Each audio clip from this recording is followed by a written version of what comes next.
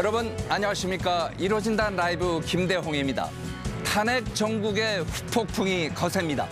여당인 국민의힘은 갈등을 봉합할 최우선 과제로 비대위 인선에 들어갔습니다.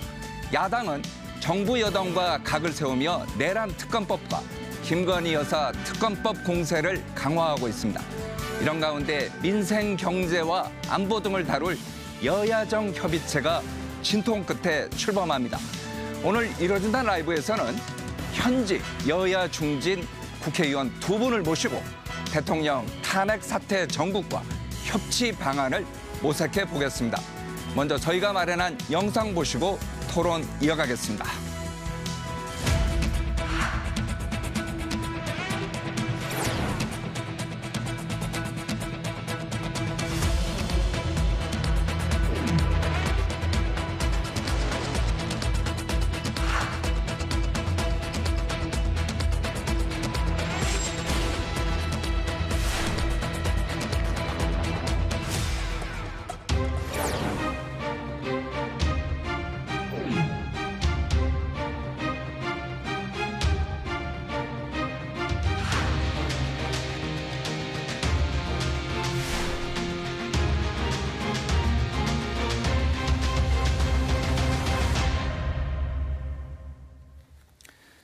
네, 오늘 함께 말씀 나눠주실 출연자 두 분 소개해드리겠습니다. 먼저 삼선 의원이시고 현재 국회 국방위원회 위원장을 맡고 계시죠. 국민의힘 성일종 의원 나오셨습니다. 안녕하세요. 네, 안녕하십니까. 역시 삼선 의원이십니다. 더불어민주당 전재수 의원 모셨습니다. 어서 오십시오. 네, 안녕하세요. 반갑습니다. 자, 두 분도 인사 나누시죠. 네, 반갑습니다. 네, 안녕하십니까. 반갑습니다. 예. 자, 현역 의원 두 분, 그것도 이제 당내에서 아주 무게가 있는 중진 의원 두 분을 모셨기 때문에 저희가 당내 사정부터 좀 알아봐야 될 것 같습니다. 먼저 국민의힘인데, 국민의힘 보면은 배신자 논란 뭐 이런 것도 있고, 의총에서 물병을 던지고 뭐 이랬다, 고성이 오갔다, 이런 당내 갈등이 좀 심한 것도 같은데 사정이 어떻습니까? 물병이 던졌다는 것은 잘못된 그 뉴스고요. 그런 일은 없었습니다. 고성이 있었던 건 맞고, 또 그 당시에 분위기로 봤었을 때는 저희 당이 계엄에 대해서는 절대로 있을 수 없는 일이다.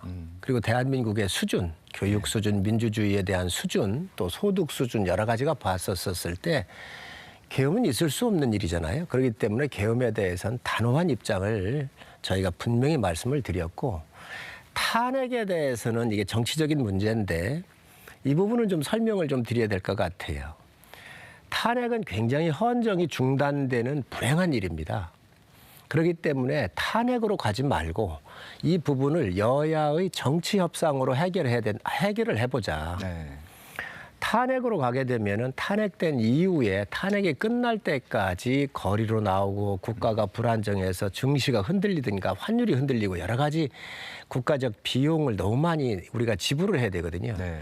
그래서 이것을 여야의 협상 테이블에 올려서 우리가 선명한 정치 스케줄을 탄핵으로 가지 않고 이게 국민들한테 제시하게 되면 탄핵의 불안정성이 거의 해소가 되거든요.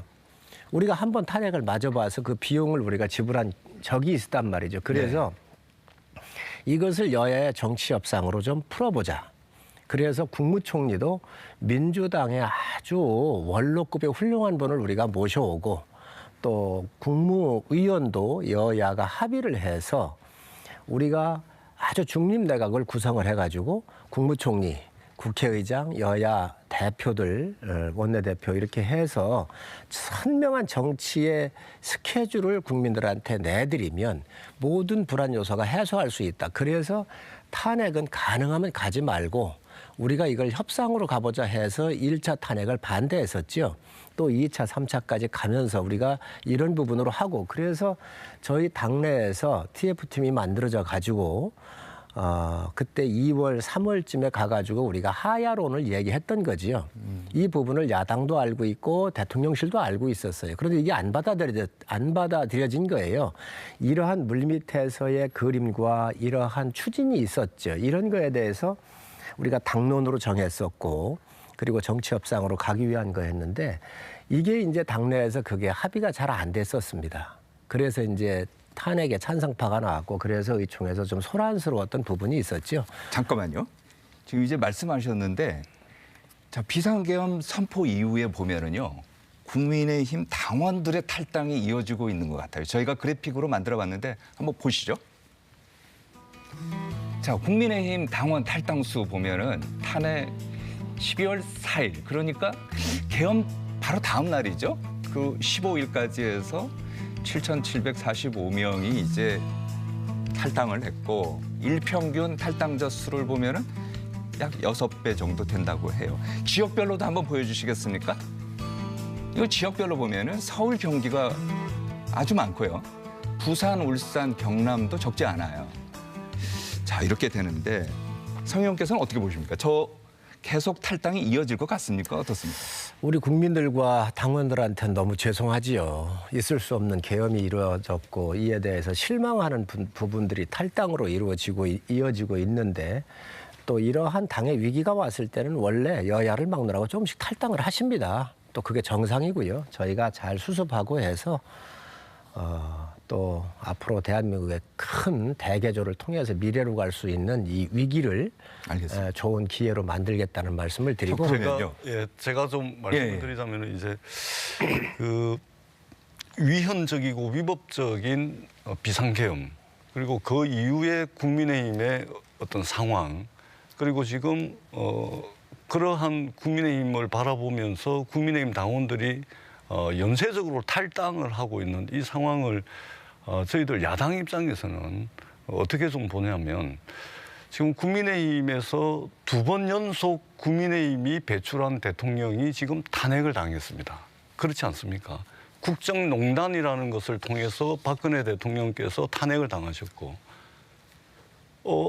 굉장히 비현실적인 위헌적이고 위법적인 비상계엄을 통해 가지고 형법상 내란죄에 해당하는 행위를 통해서 결국은 윤석열 대통령이 지금 탄핵을 앞두고서 이제 헌법재판소의 탄핵 심판을 앞두고 있지 않습니까? 자, 이쯤 되면 국민의힘이 배출한 두 분의 대통령이 연속적으로 탄핵을 당했고 탄핵을 당할 위기에 처했다면 저는 국민의힘이 좀 근원적이고도 근본적인 성찰 또는 이것의 원인이 무엇이고 2번 다시 이런 일이 발생하지 않아야 되겠다라는 어떤 이런 대책들이 좀 나와야 되는데 여전히 국민의힘은 내부에 권력 투쟁하는 데 혈안이 돼 있습니다. 뿐만 아니고 우리 국민들이 분노하고 우리 국민들께서 실망하고 있는 이 부분이 무엇인지에 대해서는 전혀 관심이 없는 것 같아요.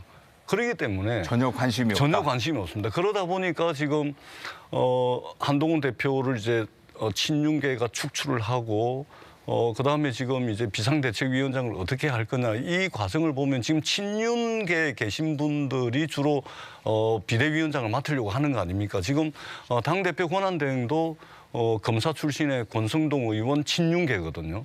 비대위원장도 아마 그 흐름으로 갈 겁니다. 그렇게 되면 우리 국민들께서 이 정말로 있을 수 없는 비상계엄을 해놓고 국민의힘이 여전히 무엇을 해야 되는지 제대로 방향을 잡고 있지 못하다. 이렇게 좀 가혹하게 평가할 수밖에 없습니다. 어떻게 생각하십니까? 저는 뭐 우리 전 위원장님 말씀하시는 거에 저희가 귀담아 들을 부분이 있고 또 저희가 성찰을 해야 한다고 생각을 합니다. 그걸 부인해서는 안 된다고 생각을 하고요.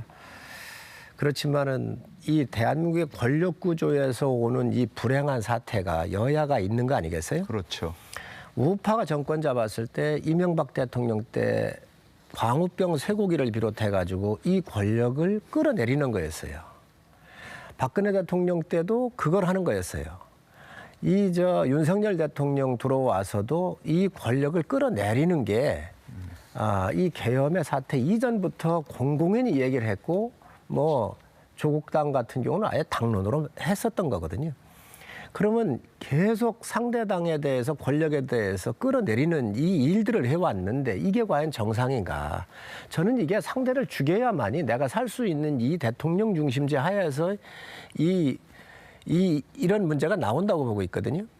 그래서 이에 대한 기본적인 모든 것들을 이번 이 위기가 왔을 때 새로운 각도로 우리가 접근을 해서 알겠습니다. 국가 위기를 극복할 그런 기회로 좀 삼을 수 있겠다 생각을 합니다. 예, 제가 한 말씀 드리지 않을 수가 없는데 지금의 이 위헌적이고 위법적인 비상계엄의 문제 그리고 형법상 내란죄에 해당하는 이 문제를 마치 이제 권력의 문제, 권력 구조의 문제 또는 대통령제를 채택함으로 인해서 발생할 수밖에 없는 어떤 문제 이것으로 치환을 하기에는 너무나 큰 사고를 윤석열 대통령과 국민의힘이 친 겁니다.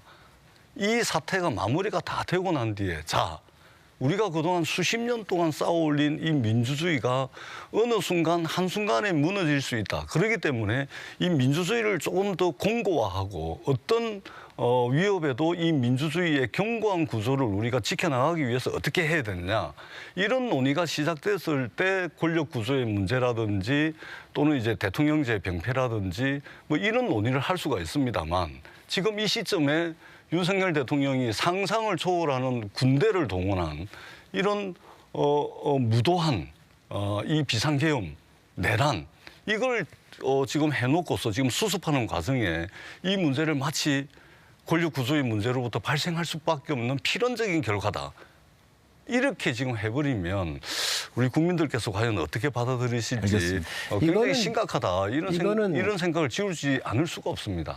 이거는 근원적인 문제부터 가봐야 될 것 같아요. 무슨 이야기냐면 그러니까 우리 양당에 죄송한데요. 제가 죄송한데 우리가 이제 근원적이고 근본적인 문제로 들어가기 전에 이 지금 비상계엄을 통해 가지고 내란이 일어난 거 아닙니까? 그렇다면 이 부분에 대한 마무리부터 해야 됩니다. 지금 현재도 내란이 지속되고 있습니다. 왜냐하면 대통령께서 지금 입만 열면 거짓말이잖아요. 처음에는 군을 투입한 것이 야당에 대해서 경고하기 위해서 그랬다 그래놓고 계속해서 증거들이 차고 넘치는 상황들이 발생을 하니까 계속해서 말이 바뀌면서 지금은 수사에도 협조 안 하고 있죠. 헌법재판소의 탄핵 심리에도 협조를 안 하고 있습니다. 이런 상황에서 내란 상태가 지속이 되고 있는 것이고 내란 상태를 완벽하게 종식을 시키고 난 뒤에 우리가 근원적이고 근본적인 권력 구조의 문제라든지 헌법 개정의 문제라든지 이런 부분들로 논의를 좀 해나가는 것이 맞지 않겠나는 것이 저희들 생각인 것이죠. 사회적인 비용을 지금 지불하고 있는 거에 대해서는 뭐 무한 책임이 있는 것이고요. 내란 상태가 지속되고 있다라고는 표현은 좀 우리가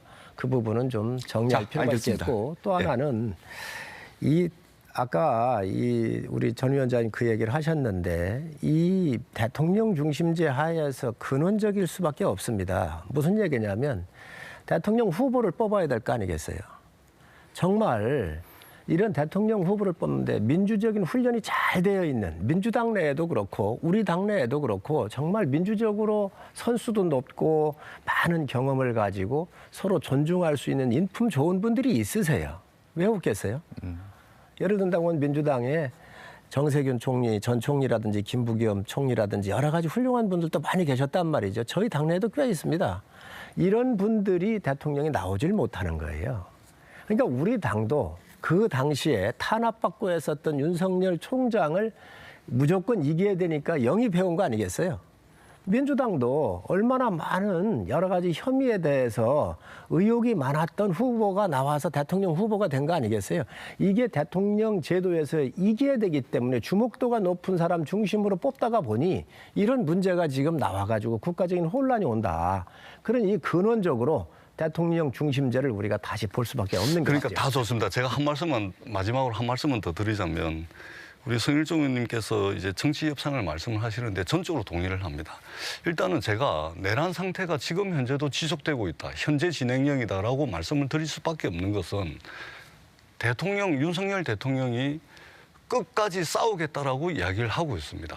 그것이 수사기관에 의한 수사든 헌법재판소에 의한 탄핵 심리든 간에 끝까지 싸우겠다라고 지금도 말씀을 하고 있기 때문에 이 내란 상태는 종식된 것이 아니고 계속되고 있다라는 말씀을 드리지 않을 수가 없는 것이고 또 한 측면에서는 국민의힘에서 지금 이 비상계엄에 대해서 어떠한 석고대죄라든지 국민들에게 반성이라든지 이런 것들을 하고 있지 않습니다. 여전히 말하자면 지금 현재도 우리가 여당이고 그다음에 이 윤석열 대통령의 탄핵에 대해서 당론으로 반대 당론을 정했던 거 아닙니까? 지금 현재도 헌법재판관 3명 임명의 문제라든지 여전히 윤석열 대통령을 두둔하고 있는 것입니다. 대통령은 헌법의 수호자 아닙니까?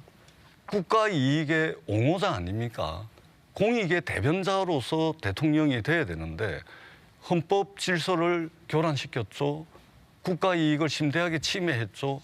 공익에 반하는 행동을 했지 않습니까? 그렇다면 시급하게 내란을 종식시키고 그러고 난 뒤에 우리 성일종 의원님께서 말씀하시는 여야 사이의 어떤 정치 협상을 통해 가지고 어떻게 하면 두 번 다시 이런 일들이 생기지 않을 것인가에 대한 그런 이제 모색이 필요한 것이죠. 알겠습니다. 자, 그러면 잠깐만요.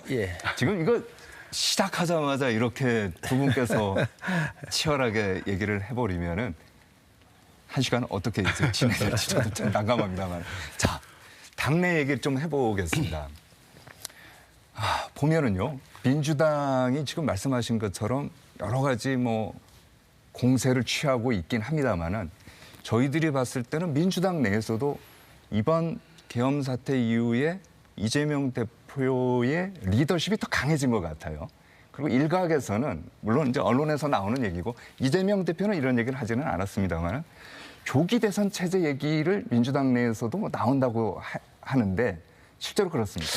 지금 이제 당 내에서는 조기 대선에 대한 이야기는 의원들 사이에 공론의 수준까지는 가 있지를 않습니다. 지금 민주당이 가장 시급한 지금 현재의 가장 시급한 과제로 저희들이 생각을 하는 것은 현재 진행되고 있는 내란 상태를 종식하는 겁니다.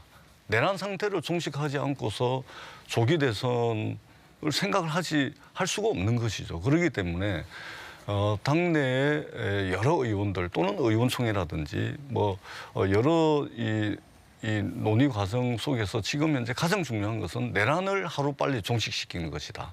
그리고 이 내란을 종식시키는 것은 수사기관의 철저한 수사 그리고 헌법재판소의 탄핵 심리를 최대한 빠른 시간 안에 종결시키는 것이 당내 가장 큰 현재 관심 사항입니다. 그러면은 이제 향후의 정치 일정이 정해질 거 아닙니까? 그 속에서 이제 대선에 대한 논의가 이루어져야지 지금 섣불리 내란 상태가 지속되고 있는데 대선을 논의할 상황은 전혀 아니다. 이 말씀을 드리지 않을 수가 없고 다만 당대표가 외신 기자 간담회도 하고 또 우리 기업인들을 만나고 또 민생 행보를 하는 것은 지금 현재 이 탄핵 국면에서 경제가 휘청거리고 있습니다. 네. 대외 신인도가 흔들리고 있습니다. 민생이 위협받고 있습니다. 그렇기 때문에 가장 많은 의석수를 가지고 있는 제1야당인 민주당의 대표가 이런 부분에 대해서 신경을 안 쓸 수가 없습니다. 내팽개칠 수가 없는 것이죠. 그런데 그러한 행보들이 이제 대선 행보로 비춰질 수는 있으나 그것은 절대 아니다라는 말씀을 드리겠습니다. 헌재 결정을 빨리 내놔야 된다라는 게 이재명 대표의 사법 리스크와 연관되는 건 아닌가요? 그러니까 그것은 이제 정치적 해석인 것이죠. 정치적으로 바라보자면 그렇게 해석을 할 수가 있죠. 그런데 역으로 한번 생각을 해보자면 지금 대한민국 경제의 가장 큰 리스크는 윤석열 대통령입니다. 대한민국 외교와 대한민국 안보의 가장 큰 리스크는 지금 현재 윤석열 대통령입니다. 윤석열 대통령이 국민들과 계속해서 끝까지 싸우겠다라고 말씀하는 것이 이 예측 가능성을 훼손하고 있는 상태입니다. 그렇기 때문에 그렇다면 지금 국회의 제1야당인 민주당 그리고 민주당의 당대표가 여러 가지 행보들을 하지 않을 수가 없는 것이죠. 그런 측면에서 야당의 역할에 충실하게 하고 있다라고 저희들은 이제 생각을 하는 것이고 모든 것이 내란 행위가 다 종식되고 탄핵 심판이 끝나고 난 뒤에 그때 정치 일정으로서 어떤 대선 후보로서의 어떤 행보라든지 이런 것들이 이제 이루어질 것이다. 그렇게 생각합니다. 윤석열 대통령의 리스크를 얘기를 하셨어요. 그건 맞는 말씀입니다. 그러면 이재명 리스크는 국가의 리스크가 아닙니까? 다 똑같습니다. 우리가 그 부분들을 다 인정하고 가야 양심 있게 이 문제를 풀어낼 수 있다고 생각을 하고요. 이미 민주당 대선 캠프가 작동되고 있습니다. 뭐 공공연히 다 소문나 있잖아요. 그리고 이재명 대표가 뭐 경제와 관련된 사람들 데려다가 본인이 사회 보면서 하고 있는 이러한 지도자로서의 선거 캠프를 지금 선거 운동을 하고 있는 거거든요. 지금 가장 이 선거를 빨리 해야 되는 사람 중에 한 분이 이재명 대표입니다. 다른 사람은 없습니다. 오히려 이재명 대표가 이거를 서두르지 않고 탄핵이 됐으니 대통령 지금 직무가 정지가 돼 있으니까 법상으로 커버할 수 있는 부분 커버해라라고 얘기를 한다고 한다면 오히려 더 위상이 강화될 거예요. 근데 그게 그렇게 못하고 있잖아요, 지금 현재. 왜 그러냐? 이분도 2심과 3심에 대해서 시간적으로 쫓기고 있거든요. 그러다가 보니까 이러한 국가적인 위기가 계속 점증하고 있는 거예요. 이 부분은 어떻게 할 거냐? 저는 이재명 대표에 대해서도 국가 위기를 여기까지 오는데 굉장한 부분이 있음을 여야가 다 인정할 수밖에 없습니다.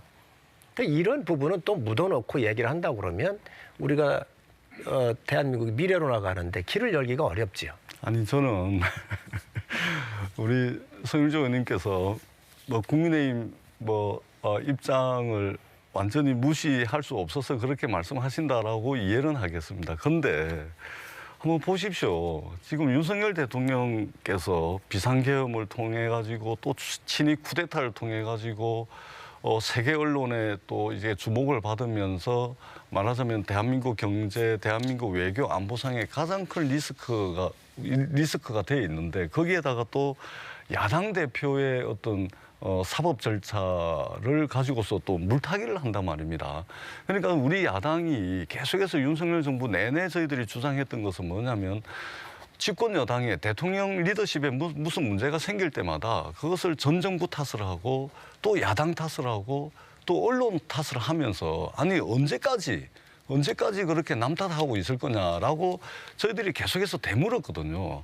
근데 지금 이 위헌적이고 위법적인 비상계엄 상황에서 내란이 지속되고 있는 이 상황에서도 이 엄중한 상황에서도 여전히 야당 대표 사법 리스크 이야기를 하고 있단 말이죠.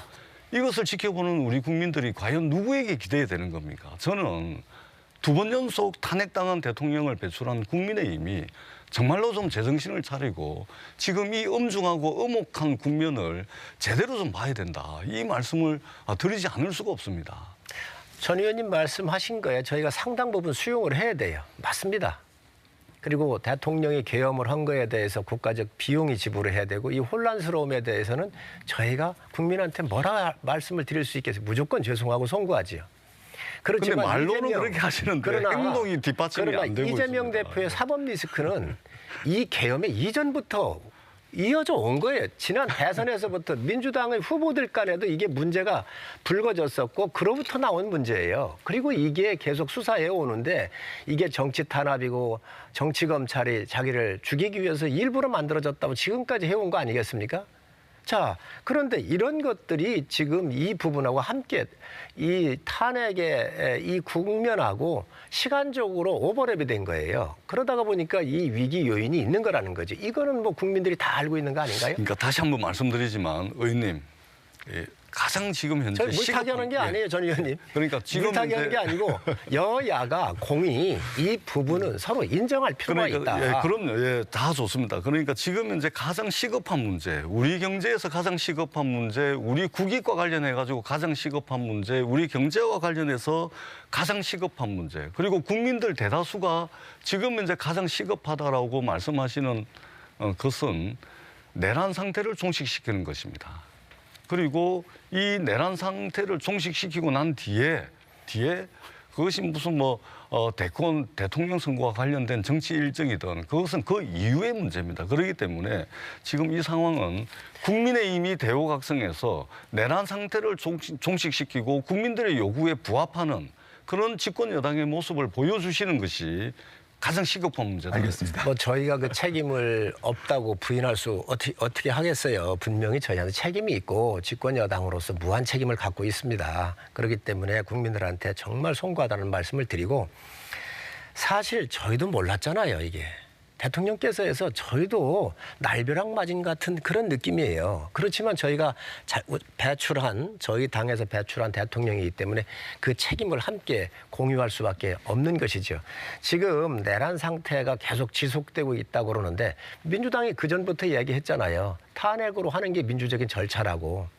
지금 우리가 많은 이 부분에 대해서 비용을 지불하고 주말을 국민들께서 뺏기고 하는 부분에 대해서는 굉장히 죄송스럽고 문제가 있지만 내란이 지속되고 있다라고 하는 이 부분에는 동의할 수가 없습니다. 알겠습니다. 이제 대한민국 법률의 절차에 의해서 네. 이것들이 지금 현재 진행되고 있는 것이지요. 그리고 이걸 마치 내란이라고 하면 누가 총 쏘고 하는 이런 부분으로 할 수가 이렇게 느낄 수 있잖아요. 그렇기 때문에 이런 용어는 좀 우리가 좀 자, 다음 조심할 필요가 단계로 있다고 넘어가 생각합니다. 보겠습니다. 예, 제가 짧게 말씀드린 제가 이제 말씀드리는 내란 상태가 지속되고 있다는 것은 여전히 혼란스러운 상태가 지속되고 있지요. 대통령께서 비상계엄을 한 것에 대해서 수사기관의 수사에 응하고 있지는 않습니다. 헌법재판소에 탄핵 심리 서류 보냈는데 서류도 안 보내고 있습니다. 생일 선물은 받으면서 헌법재판소에 탄핵 심리 이 서류는 받고 있지 않습니다. 그렇기 때문에 대통령의 행태를 볼 때 내란 상태가 지속되고 그러면요. 있다라는 잠깐만요. 말씀을 드리는 것이죠. 제가 질문 하나 드리고 싶은데 지금 말씀하신 것처럼 대통령이 서류 송달한 거를 받고 있지 않다. 그래서 이게 내란죄다라고 지금 말씀을 하시는데 그럼 이재명 대표가 법관 기피 신청을 하면서 재판을 지연하는 건 어떻게 봐야 돼요?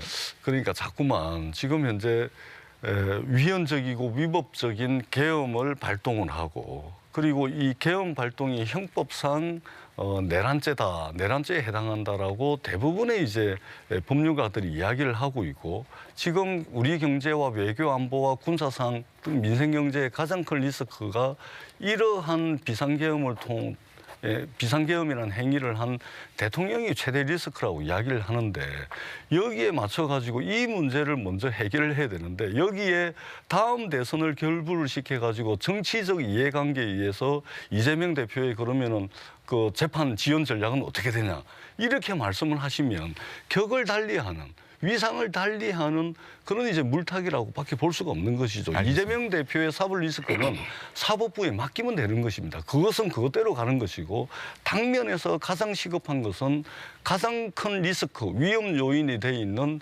대통령의 반헌법적이고 법률에 반하는 이 행위들을 종식시키는 것이 시급한 당면한 가장 큰 문제라는 것이죠. 그 종식에 대한 문제를 지금 대한민국의 사법 절차가 진행이 되고 있잖아요. 이재명 대표의 사법적인 절차를 사법부에 맡기자고 얘기했듯이 우리 대한민국도 대통령이 계엄이라고 하는 참 해서는 안 될 이런 부분들에 대해서 했기 때문에 우리 국민들이 이 부분들에 대해서 분노한 거 아니겠어요? 이 부분에 대해서도 우리 국민이 사법적 절차에 맡기자고 하는 거에 다 공감을 하고 있단 말이죠. 피하자는 게 아니잖아요. 그래서 헌재는 헌재대로 돌아가고 있고 또 사법기관은 사법기관대로 지금 현재 이게 진행되고 있으니까 예. 성숙한 국민의식에 맞게 한번 맡겨보시죠. 자, 이거로 이제 넘어가 보죠. 뭐냐면요. 한덕수 국무총리가 이제 대통령 권한대행하고 있지 않습니까? 권한대행의 권한은 어디까지인가? 이 얘기를 좀 저희가 좀 나눠봐야 될 것 같아요. 먼저 며칠 전이죠. 한덕수 대행이 양곡법 등 이제 6개 법안에 대해서 거부권 행사하지 않았습니까? 그러면서 왜 거부권을 할 수밖에 없었는지 얘기를 했는데 그걸 한번 들어보시겠습니다. 어느 때보다 정부와 여야 간 협치가 절실한 상황에서 국회 6개 법안에 대한 제의를 요구하게 되어 마음이 매우 무겁습니다.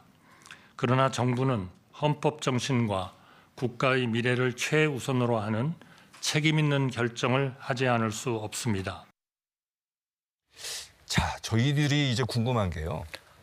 저거는 이제 어쨌든 간에 이제 결정을 했어요. 결정을 했는데 지금 현재 국회에서 통과돼 갖고 계류 중인 2개 법안이 있지 않습니까? 특검법이요. 내란 특검법하고 김건희 여사 특검법이 2개 있는데 이 2개는 1월 1일, 내년 1월 1일이 회부를 해주는 국회에다가 뭐 거부권을 통보를 해줄 건지 재심의를 요구를 할 건지 결정이 되는데 먼저 어떻게 될 것 같습니까? 일단은 국회에서 통과된 이 법안에 대한 이제 거부권 행사 시점이 내년 1월 1일입니다. 그렇죠. 아마 저희들이 예상을 하기에는 12월 31일 올해 안에는 아마 대통령 권한대행 한덕수 총리께서 이제 결정을 하실 것으로 보이는데 가부를 결정할 거예요. 예, 그렇습니다. 그런데 이제 그 앞서서 양곡법을 비롯해서 6개 법안은 이전에 몇 번씩 이제 대통령이 거부권을 행사했던 법안들이거든요. 네. 그러니까 대통령이 거부권을 행사했던 그 법안의 연속선상에서 아마 한덕수 총리가 이제 그 거부를 한 것으로 저희들은 평가를 합니다. 다만 내란 특검법, 그다음에 김건희 여사 특검법의 경우에는 한덕수 총리가 다른 선택을 할 가능성이 저는 충분히 있다고 봅니다. 만약에 이것조차도 거부를 하게 되면 결국은 이번 내란의 소극적 가담자든 또는 적극적 동조자든 여하를 떠나서 이 내란 특검법과 김건희 여사 특검법을 거부를 하게 될 경우에는 결국은 한덕수 총리도 이 내란에 동조하는 사람으로 될 수밖에 없습니다. 그러한 정치적 부담을 안고서 과연 한덕수 총리가 이 부분에 대한 거부권을 행사할 것인가? 저는 그렇지 않을 거라고 봅니다. 그리고 권력의 정통성이라는 측면에서 보자면 한덕수 대통령 권한대행께서는 국민들 투표를 통해서 선출된 사람이 아닙니다. 그렇기 때문에 대통령 권한대행의 소극적 권한 행사 또는 적극적 권한 행사 이 두 부분으로 나눌 수 있다면 적극적 권한 행사를 하기는 사실상 어렵습니다. 그렇다면 내란 특검이라든지 김건희 여사 특검법에 대해서는 국민들의 요구가 많은 것이고 더더구나 이 비상계엄을 통해 가지고 국민들이 불안해하고 있는 부분들, 국민들이 바라고 있는 부분들이 있기 때문에 그러한 부분들을 반영하는 선에서 저는 이 부분 거부권 행사할 수 없을 것이다 이렇게 생각을 합니다. 그런데요, 지금 탄핵 얘기 대행에 대통령 권한 대행에 대한 이제 탄핵 얘기도 이제 말씀을 하신 건데 탄핵을 하려면요 민주당 입장에서 굉장히 부담이 될 것 같아요. 왜냐하면 일단 의원 정적수 탄핵을 하려면 의원 정적수라는 게 있지 않습니까? 권한 대행을 대통령으로 볼 것이냐 아니면 총리로 볼 것이냐. 대통령으로 보게 되면은 200석이 필요하죠. 200표가 필요하고 총리면은 150표면 되는데 이것도 이제 논란이 있을 것 같기도 한데요. 어떻게 보십니까? 여러 학설들이 있지만 기본적으로 대행은 대행이잖아요. 대행이잖아요. 총리기 때문에 대통령께서 탄핵을 맞아서 대행하고 있는 거거든요. 네. 대통령이 아니잖아요. 그래서 지금 민주당이 모든 것을 탄핵으로 한다고 그러지 않습니까? 지금 민주당이 28건을 했어요. 수사한 검사대에서부터 감사원장까지 다 탄핵을 했어요. 28건. 이게 대한민국 허물기를 한 거예요. 저는 이거부터 민주당이 반성을 해야 한다고 생각을 하고요. 한덕수 총리가 이걸 거부를 했습니다. 양곡관리법 하나 예를 들면 양곡관리법에서 잉여가 되는 쌀에 대해서 100톤이 필요한데 150톤 있다면 50톤을 무조건 의무적으로 하겠다 그러잖아요. 그럼 쌀만 할 겁니까? 수산물은 어떻게 할 거고 축산물은 어떻게 할 겁니까? 그러면 벼농사가 비교적 쉽잖아요. 그럼 많은 분들이 벼농사로 이전해가지고 이 쌀 생산량이 많아지면 어떡할 거예요? 태국에서도 2012년, 13년 이 법을 했다가 2년 만에 폐지한 법이에요. 이런 법, 그다음에 지금 현재 국회 증언법을 또 내놨는데 기업인들이 출장도 못 가게 되어 있어요. 영업 기밀을 비롯해서 모든 법들을 국회에 와서 다 요청하면 그걸 질문하면 답을 안 하면 처벌하게 돼 있어요. 있을 수 없는 이런 법들을 만들어가지고 아예 대통령이 이 법에 대해서 아예 거부를 예상하고 거부 요청해달라고 한 법들이 이 법들입니다. 이것을 한덕수 총리가 거부를 한 것이 당연한 거라고 생각을 해요. 역지사지로 민주당이 정권을 잡았으면 우리 당이 이걸 낸다고 한다면 할 수 있겠습니까? 민주당에서 양곡법, 당시에 정책의장했던 박완주 의원이 이 법을 냈던 것들을 민주당이 그 당시에 통과를 안 시킨 거란 말이지요. 이런 법들을 이게 다 정치공세법이에요. 정쟁법이란 말이죠. 이거를 해놓고 지금 이야기를 하고 있다. 그러니까 이제는 와가지고 한덕수 총리를 탄핵을 하겠다? 아니 그러면 한덕수 총리 탄핵을 하면 이 나라 어떻게 하자는 거예요. 그리고 이런 법들을 너무 민주당이 잘 알고 있어요. 이제는 국면이 바뀌었다는 거지요. 이제 책임 있는 거대 야당으로서 이런 법부터 저는 취소를 하는 게 맞다. 그래야 국정안정협의체가 가동이 되든 민주당이 책임을 다하든 할 거 아니에요. 옛날에는 윤석열 대통령을 끌어내리기 위해서 하는 이런 여러 가지 일이었지만 저는 이 부분들을 정확하게 해야 한다고 생각을 하고 또 여기에 지금 여러 법들이 있습니다. 이런 법들도 새로 낸다고 할 때 여야가 합의를 하든 헌법에 부합하는 대한민국 법체계에 부합하는 이런 협의를 해서 내는 건 몰라도 지금 이런 탄핵 국면에서 더더욱 정쟁의 요소로 가서는 저는 불가능하다고 생각을 합니다. 자, 일단은 지금 대통령 권한 대행을 맡고 있는 한덕수 총리 탄핵을 하는 데 있어서 그 의결 정족수가 200석이냐 또 150석이냐에 대한 논란이 있습니다. 그런데 우리 성일종 의원님께서 조금 전에 말씀을 하셨듯이 대통령 권한 대행은 그야말로 대행이죠, 대행.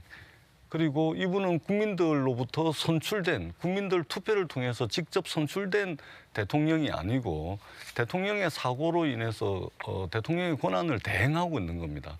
본질적으로는 총리인 것이죠. 그렇기 때문에 국회에서 만약에 한덕수 총리 대통령 권한 대행을 탄핵을 한다 손 치면 200석이 아니라 과반 150석으로 충분히 탄핵할 수 있다는 것이 다수 헌법학자라든지 법률가들의 판단인 것 같습니다. 그리고 권력의 정통성이라는 측면에서도 그리고 본질적으로 권한대행은 대행이지 대통령이 아니기 때문에 150석으로 탄핵이 가능하다라는 말씀을 드리고요. 우리 손일정 의원님께서 이제 많은 말씀을 하셨는데 우리 민주당 또 야당이 새겨들어야 될 이야기가 있다고 저는 생각합니다.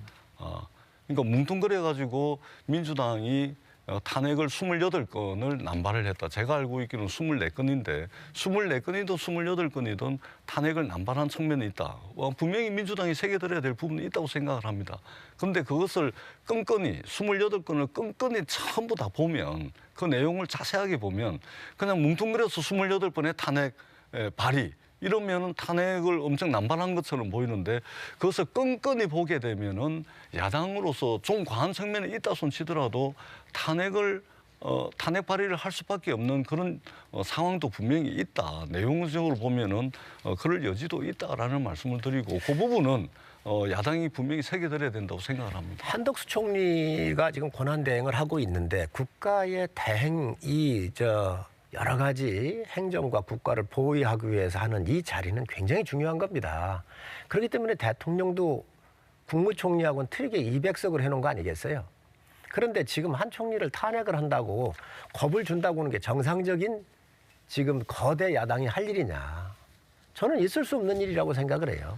그러니까 이런 부분에 대해서 신중해야 되고 또 지금 대통령 자격으로서 대행을 하고 있는 거죠. 대통령의 직무를 법에 의해서 지금 대행을 하고 있는 거잖아요. 그렇죠. 이 부분에 150석, 200석 이게 중요한 게 아니에요. 만약에 또 여기에서 이 양곡관리법이나 국회 증언법 같은 이런 법들을 거부했다 그래가지고 이게 헌법에 합치가 안 되잖아요. 다 논리가 있잖아요. 이런 부분에 대해서 정치적 목적 때문에 총리를 대행을 또 탄핵을 한다? 이거 지금 민주당이 책임질 수 있습니까? 자, 저도 개인적으로 한덕수 총리가 탄핵되지 않기를 바랍니다. 정말 그렇습니다. 그런데 한덕수 총리 권한대행께서 대통령 권한대행께서 탄핵을 당하지 않는 선택권이 본인에게 있습니다. 자, 대통령의 불법적인 군사 무력을 동원한 불법적인 비상계엄에 대항해가지고 우리 시민들이 이 장갑차를 막아세우고 국회의원들이 담을 넘고 언론이 그것을 생중계하면서 이것을 전 세계에 알리고 하면서 윤석열의 불법적이고 위헌적인 비상계엄이 수포로 돌아갔습니다. 거부당한 것이죠. 그렇다면 그러한 것을 막아낸 우리 국민들의 요구, 우리 국민들의 뜻을 한덕수 대통령 권한대행께서 제대로 반영하는 선택을 해주시면 탄핵 안 당하는 것이죠. 그런데 이러한 국민의 요구와 정반대의 선택을 한다든지 또는 이 비상계엄과 관련된 내란과 관련된 범죄를 두둔하고 옹호하고 내란 상태가 지속되는 것을 방치한다면 그것은 씻을 수 없는, 돌이킬 수 없는 범죄 행위가 되는 것입니다. 그것을 야당이 두고 볼 수는 없는 것이죠. 그래서 근본적으로는 탄핵이 안 되기를 바랍니다. 다만 국민들의 요구에 정확하게 부합하는 선택을 대통령 권한대행께서 하셔야 된다. 이것이 전제 조건이다라는 말씀을 드리겠습니다. 저 동의하는데 민주당에서 그러면 정쟁 상품으로 했었던 여러 가지 법안들에 대해서는 취소를 하셔야 됩니다. 그리고 지금 한덕수 국무총리 대행이 거부권 행사를 한 이 법안들에 대해서 위헌적 요소가 없습니까? 분명히 있잖아요. 그렇기 때문에 이 부분에 대해서 거부를 한 거거든요. 이 부분에 대해서는 민주당이 이제는 정쟁적 요소를 걷어내고 잠깐만요. 제가 이제 하나 더 정리를 좀 하고 싶은 게 이제 권한대행에 대해서는 뭐 충분히 시청자분들도 이해를 하셨을 것 같고요. 권한대행이 또 결정해야 될 굉장히 중요한 것 중에 하나가 헌법재판관 3명에 대해서 이거 어떻게 할 거냐. 이게 좀 굉장히 중요할 것 같아요. 그런데 지금 보면은 국민의힘 입장에서는 하면 안 된다는 거죠. 헌법재판관 3명. 법적으로 좀 문제가 있지요. 선례가 있고. 네. 예. 저 민주당 입장에서는 빨리 네. 해야 된다는 거죠. 그러니까 헌법재판소의 헌법재판관을 9분으로 구성하되 대통령께서 3분의 헌법재판관을, 대법원장께서 3분의 헌법재판관을, 국회에서 헌법재판관 3분을 추천을 해서 그 구성을 9분으로 한다라고 하는 헌법재판소 구성에 관한 입법 취지가 뭐냐면 국민들의 다양한 목소리를 헌법재판관으로 구성을 해가지고 헌법재판소가 전국적으로는 국민들의 다양한 목소리를 반영하는 헌법재판이 이루어질 수 있도록 하자는 것이 이 법의 취지입니다. 자, 잠깐만요. 그렇다면 법의 취지는 충분히 이해를 하겠는데 그렇다면 대통령께서 추천하는 헌법재판관을 임명하고 안 하고의 문제는 국무총리께서 적극적인 권한 행사를 해도 된다고 생각을 합니다. 네. 그런데 대법원장과 국회가 추천하는 것은 원래 대통령이 고리되거나 사고에 있지 않다 하더라도 대통령의 이 헌법재판관을 임명하는 것은 말하자면 형식적인 그냥 임명 절차와 그냥 과정인 거예요. 그렇기 때문에 당연히 대통령에게도 그러할진데 대통령의 권한대행이 이것을 적극적 권한 행사 차원에서 거부한다? 이것은 있을 수가 없는 것입니다. 어떻게 보십니까? 이 부분은 한 3가지 정도를 우리가 좀 정리를 할 필요가 있을 네. 것 같아요. 국가 기능을 정상화해야 된다는 것. 이 국가 기관을 다 무력화시킨 게 민주당이에요.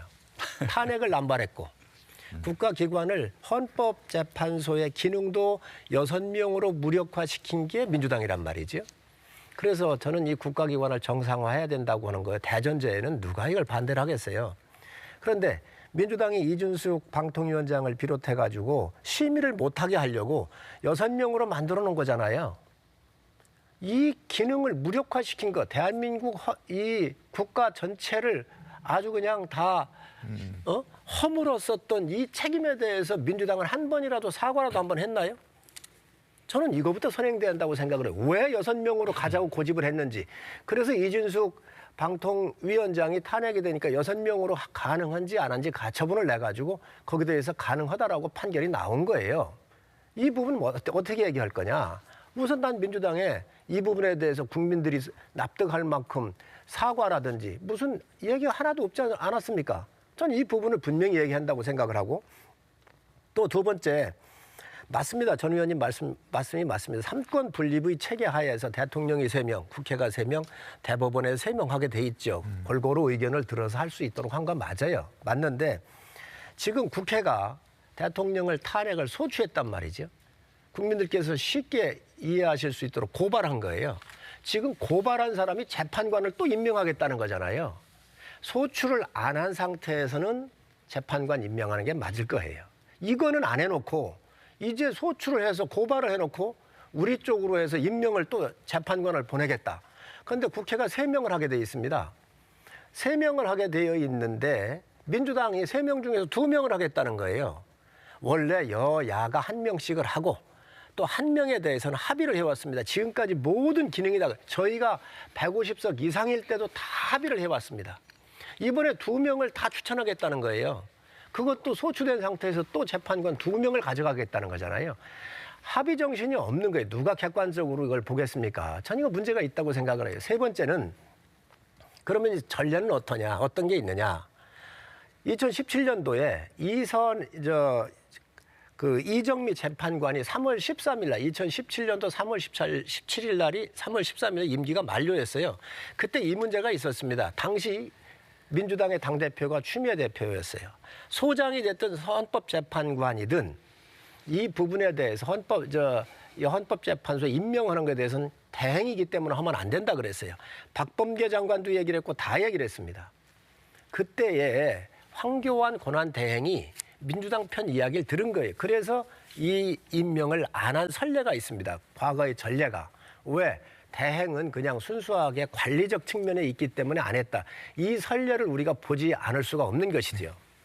짧게 반론해 주시죠. 예, 우리 성일종 의원님께서 아주 길게 말씀을 하셨는데 저는 헌법재판소가 9인 체제에서 지금 이제 6인 체제로 돼 있는 것조차도 또 야당 탓, 또 남 탓한다라고 말씀을 하시는 것으로 저는 이제 생각을 하고 있고요.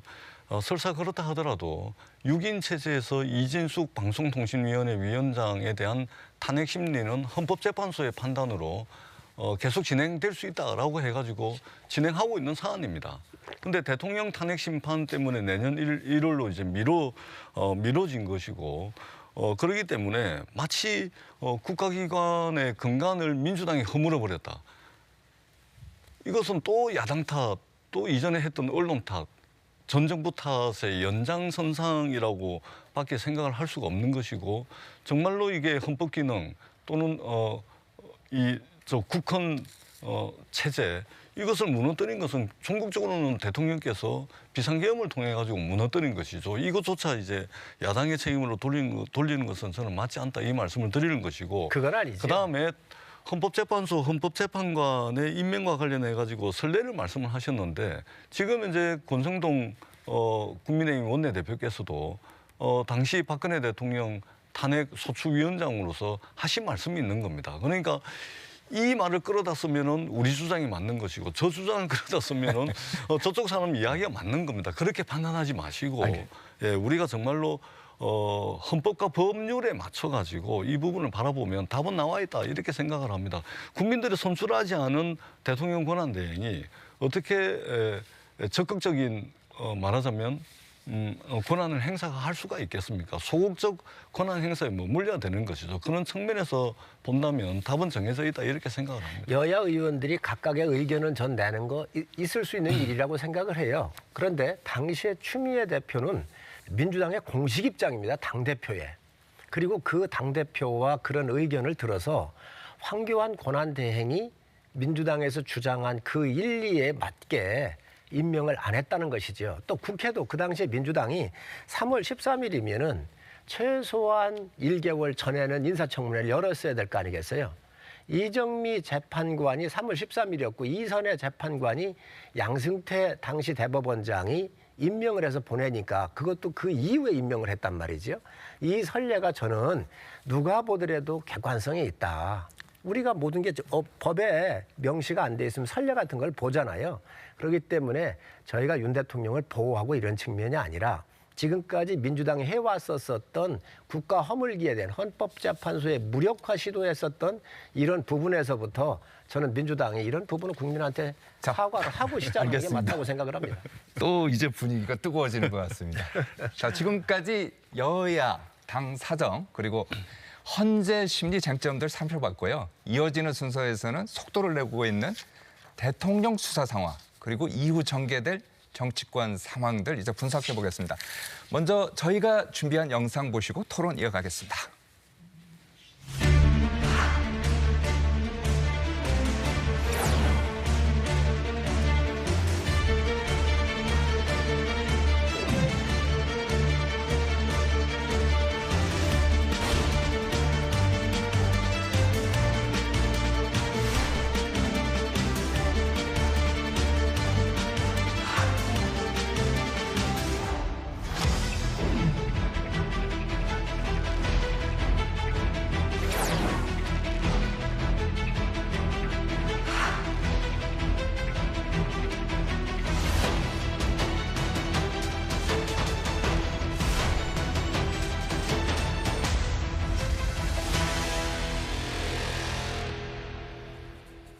네, 영상으로 보신 것처럼 그동안 검찰과 경찰, 공수처의 수사의 주도권을 잡기 위한 싸움 치열했는데요. 검찰이 윤 대통령 사건을 공수처로 이첩하면서 내란 수사가 이제 변곡점을 맞게 됐습니다. 자, 지금부터는 윤 대통령의 수사 관련해서 몇 가지 살펴보겠습니다. 자, 공수처. 그동안 이제 영향을 발휘 못했는데 공수처가 이제 수사를 맡게 되면 좀 어떻게 잘할 것 같습니까? 어떻습니까? 이제. 이것도 우리 전 위원장님 말씀을 드리면 또 전 정부 탓하냐 이렇게 또 비난을 하시겠지만 문재인 정부에서 공수처를 급조하지 않았습니까? 그러다가 보니까 지금 수사검사가요 25명이에요. 수사관이 40여 명밖에 안 돼요. 여기에 관련된 사람이 얼마나 많습니까? 국무총리도 조사를 받았어요. 국무위원들 다 받을 거예요. 그러면 이게 100여 명이 넘을 거라고 전 봐요. 한 사람이 한 명씩을 수사한다 하더라도 얼마나 많은 시간이 걸리겠습니까? 이러한 모든 문제를 지금 현재 누가 자초했느냐. 전 정부에서 긴급하게 만들었기 때문에 검수완박을 하다가 생긴 문제의 후유증을 지금 우리가 겪고 있는 거예요. 저는 이런 부분들을 되돌려 봐야 한다고 생각을 하고 공수처법 24조에 의해서 중복되는 수사는 조정하게 돼 있잖아요. 그래서 검찰에서 넘겼고 네. 또 기소권은 공수처에 있지는 않습니다. 검찰한테 있습니다. 그렇기 때문에 수사를 해서 기소에 대해서 해달라고 요청을 하면 검찰이 보겠지요. 네. 그래서 다행히 이런 부분들은 조정이 된 것 같은데 어쨌든 저는 공수처가 이 사건에 대해서 제대로 수사를 할 수 있을까 의문을 갖고 있습니다. 수사 어떻게 될 것 같습니까? 잘 돼야죠. 예. 철저하게 수사가 돼야 되겠죠.